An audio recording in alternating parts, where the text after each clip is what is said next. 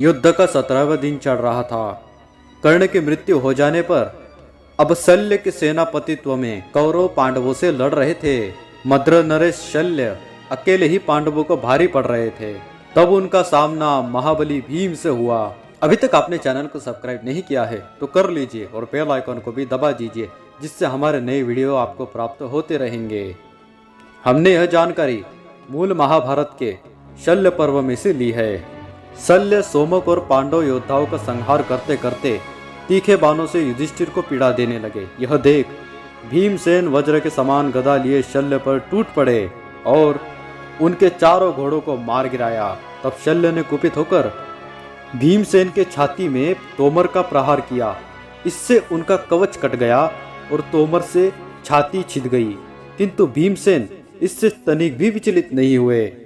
उन्होंने वही तोमर अपनी छाती से निकालकर मद्रराज के सारथी की छाती पर दे मारा।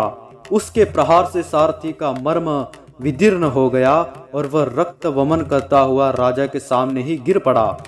मद्रराज रथ छोड़कर दूर हट गए और लोहे की गदा हाथ में लेकर अविचल भाव से खड़े हो गए। भीमसेन भी बहुत बड़ी गदा लेकर शल्य पर टूट पड़े। संसार में मद्रराज शल्य अथवा यदुनंदन बलराम जी के सिवा दूसरा कोई ऐसा योद्धा नहीं है जो गदाधारी भीम का वेग सह सके। इसी समय शल्य की गदा का वेग भी भीमसेन के सिवा दूसरा कोई नहीं सह सकता था।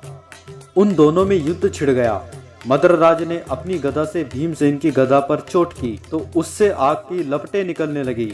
इसी प्रकार भीमसेन की गदा के आघात से शल्य की गदा भी अंगारे बरसाने लगी। यह देख सबको आश्चर्य हुआ। गदा की मार से एक ही क्षण में दोनों के शरीर घायल हो गए। दोनों ही लहूलुहान हो उठे। शल्य की गदा से चोट खाने पर भी भीम विचलित नहीं हुए और भीम की गदा की चोट खाकर भी शल्य भी विचलित नहीं हुए। वे दोनों एक दूसरे पर गदा का प्रहार करते।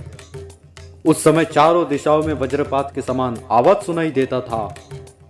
वे लड़ते लड़ते 8 कदम आगे बढ़ाए और लोहे के डंडे उठाकर एक दूसरे को मारने लगे। इसके बाद वे पुनः गदा उठाकर परस्पर प्रहार करने लगे। इस तरह लड़ते लड़ते जब अच्छी तरह घायल हो गए तो दोनों एक ही साथ रणभूमि में गिर पड़े। इस प्रकार दोनों में से कोई भी विजय नहीं हुआ और उन दोनों का युद्ध समाप्त हो गया। वीडियो पसंद आए तो वीडियो को लाइक कर दीजिए, सभी सनातनियों से शेयर कर दीजिए और कमेंट में सनातन धर्म की जय अवश्य लिख दीजिए।